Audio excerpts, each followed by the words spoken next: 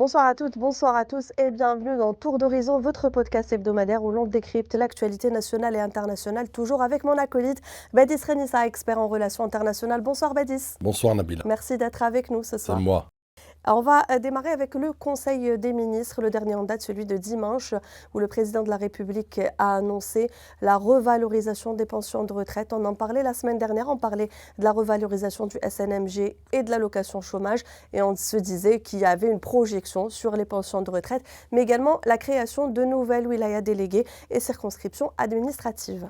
Alors, pour la revalorisation des retraites, effectivement, cela s'inscrit dans le sillage de la politique sociale, à caractère social, notamment de l'Algérie, mais surtout aussi de la vision du président de la République, Abdelmadjid Tebboune, à vouloir faire de cette classe sociale, notamment de retraités, de les protéger à travers justement ce pouvoir d'achat, à travers pouvoir leur permettre de garder une dignité et de pouvoir vivre notamment décemment.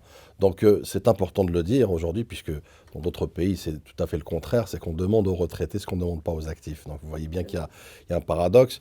Et pour le découpage, effectivement, c'est un découpage territorial stratégique qui s'inscrit là aussi dans une espèce de phasage, une espèce d'opération de phasage entre la demande et les besoins, notamment de la population à l'échelle d'un continent, un pays continent, et également les offres que peuvent proposer la politique locale. Donc l'idée du président de la République, c'est effectivement de pouvoir apporter cette politique de proximité à travers justement une écoute beaucoup plus attentive et surtout beaucoup plus proche du citoyen algérien. Donc ce découpage s'inscrit encore une fois dans une politique de stratégie et surtout de génie d'application justement des lois et de l'élaboration effectivement des politiques territoriales et locales. Donc on se réjouit encore une fois, c'est d'une logique effectivement limpide, à savoir le président aujourd'hui est à l'écoute, le président veut être proche du citoyen à travers, incarné aujourd'hui à travers ce Conseil des ministres.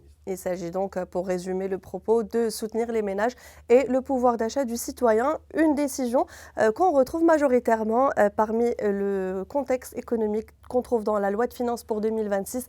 La loi de finances pour 2026 qui a été signée par le président de la République. Elle est donc promulguée en attendant sa publication sur le journal officiel. Tout à fait, Nabila. D'ailleurs, c'est une loi des finances que j'ai qualifiée de réarmement productif. C'est-à-dire, on est vraiment dans la macroéconomie structurée, méthodique, mais surtout aussi orientée vers une économie productive. D'une part. D'autre part, vous l'avez dit, c'est aussi un budget, c'est-à-dire mettre en place un budget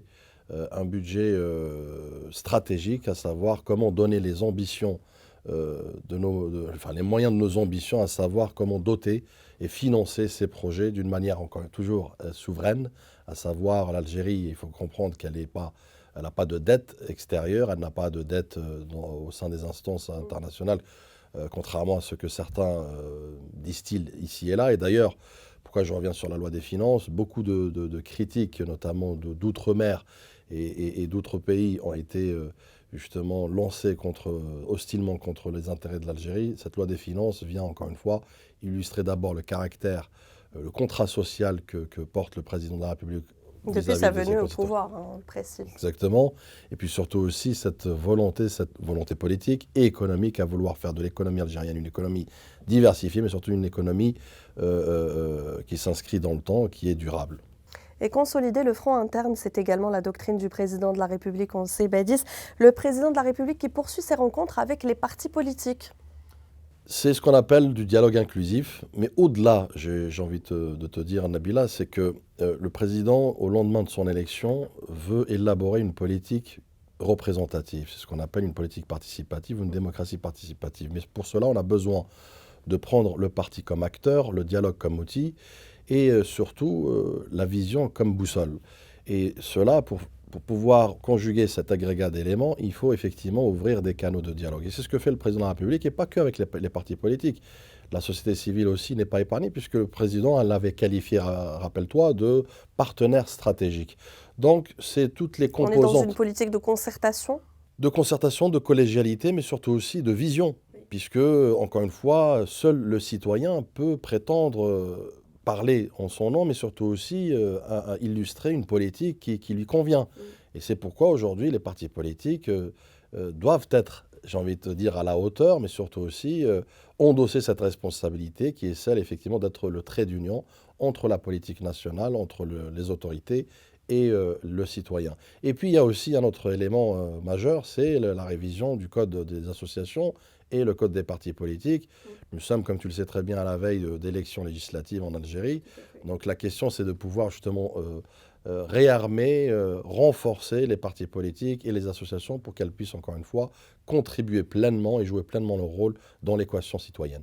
Et dans ce contexte, Badis, les institutions rappellent leurs lignes rouges. Dans la revue El Jaish, dans son dernier édito, revient sur les défis sécuritaires justement actuels. Le ton est clair, vigilance permanente, protection de la souveraineté nationale et lutte contre toute tentative de déstabilisation. Nabila, effectivement, nous vivons aujourd'hui dans une période d'incertitude planétaire, donc des guerres hybrides, nous avons une guerre de désinformation, il n'y a plus forcément de guerre territoriale à proprement dit, des guerres classiques, à savoir avec une stratégie militaire. Aujourd'hui, la stratégie elle est autre, c'est une guerre cognitive, c'est une guerre justement de désinformation, de fake news, et surtout, c'est une guerre contre l'intégrité territoriale des pays, et je pense que l'Algérie n'est pas épargnée, puisque, encore une fois, à maintes reprises, plusieurs menaces ont été lancées contre nos intérêts. Pour la bonne et simple raison, comme tu le sais très bien, c'est la position de l'Algérie et la cohérence de sa diplomatie aux côtés des causes justes, mais pas que, c'est-à-dire l'Algérie souveraine, l'Algérie est indépendante, l'Algérie décide par elle-même. Et ça dérange. Et ça dérange. Et accompagne surtout le continent africain dans son affranchissement, effectivement dans son développement. Donc, beaucoup d'éléments qui dérangent aujourd'hui.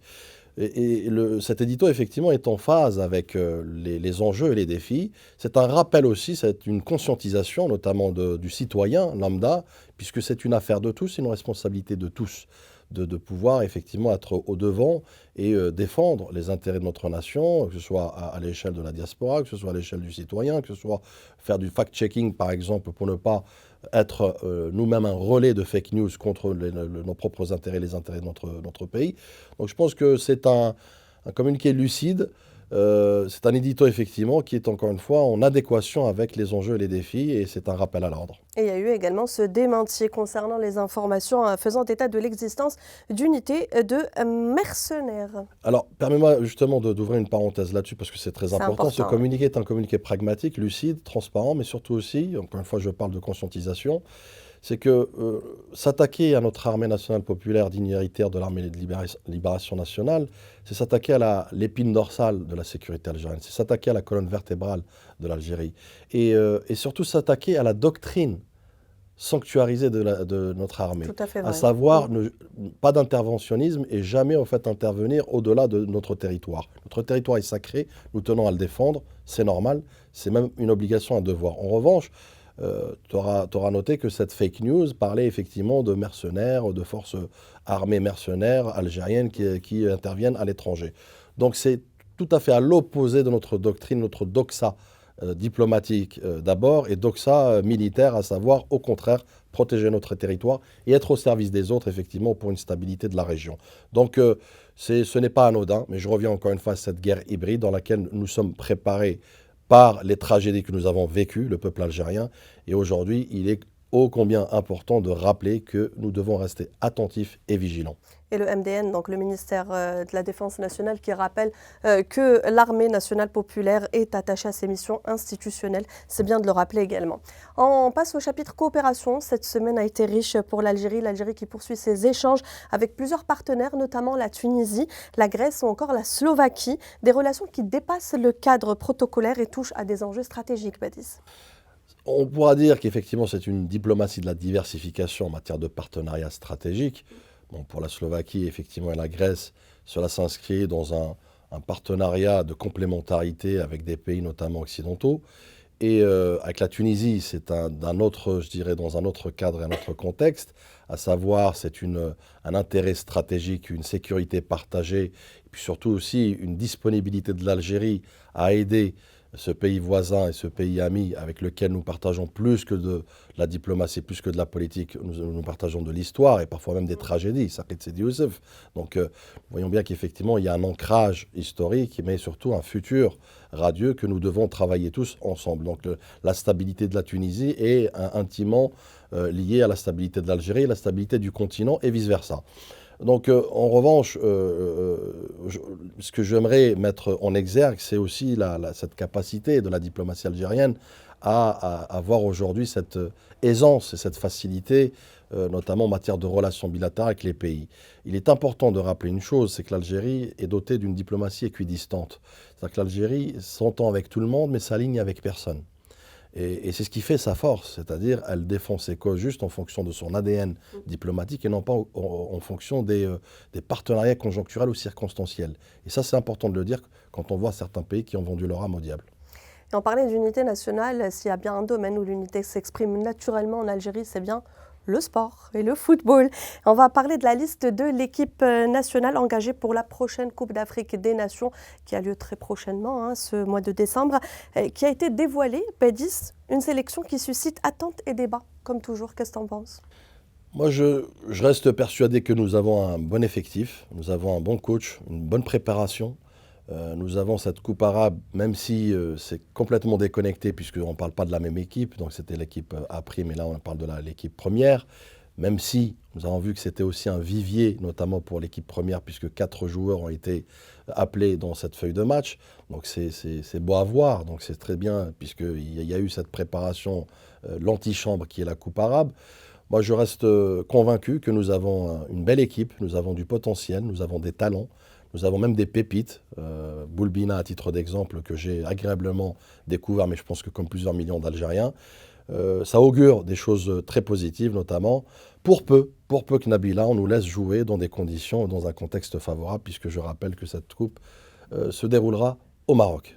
On l'espère également. C'est l'occasion, Bédis, de rendre hommage, tu l'as dit, à notre équipe qui a joué donc la Coupe arabe, qui est rentrée à la maison suite au match face aux Émirats arabes unis. Je crois que c'était en quart de finale, si je ne dis pas de bêtises. Et on salue justement la ferveur, la fierté, la communion collective à un peuple qui a donné l'exemple au Qatar. Le 12e homme a joué pleinement son rôle, comme toujours, malgré effectivement peut-être les difficultés, malgré comment ça s'est terminé. Mais c'est le foot, c'est les règles. Il faut se plier à ces règles, même si parfois il y a certaines remarques. Mais bon, comme on dit, c'est des retours d'expérience qui permettront demain de mieux affiner notre stratégie pour cette équipe. Mais encore une fois, ce qu'on garde, et ce que tu disais, c'est cette ambiance. Moi, j'ai vu des images vraiment agréables à voir, l'esprit algérien qui exporte justement cette... Et on a émerveillé le monde. Exactement, cette joie de vivre, cette bonhomie, on va dire, à l'international. On l'a vu avec des ressortissants qataris, avec même faire danser un Indien en plein milieu justement d'un groupe algérien. C'est ça l'esprit algérien, c'est ça l'esprit festif algérien. Et on rappelle qu'on est de très bons perdants parce que les Algériens sont rentrés en Algérie en dansant, en chantant comme d'habitude. Comme d'habitude. On est des bons gagnants comme des bons perdants. Tout à fait vrai. Merci beaucoup Bédis d'avoir décrypté l'actualité nationale et internationale avec moi. Bédis et moi, on vous retrouve la semaine prochaine pour un nouveau tour d'horizon. D'ici là, n'oubliez pas de vous abonner, de partager, de commenter, nous donner votre avis.